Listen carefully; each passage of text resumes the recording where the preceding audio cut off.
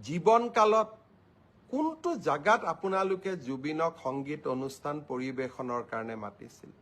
বাংলাদেশৰ পৰা মমতাজক লৈ অহা কেইবাটাও উদাহৰণ আছে, কিন্তু আপোনালোকৰ অঞ্চলবিলাকত গৈ জুবিনে সংগীত অনুষ্ঠানো পৰিৱেশন কৰিব পৰা নাছিল।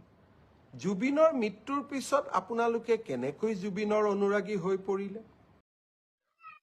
ৰাইজ, আমাৰ মুখ্যমন্ত্ৰী ডাঙৰীয়াই কৈ আছে ৰাতিৰ ভিতৰত জুবিনৰ অনুৰাগী হৈ পৰিলে নহ'ব নহয়।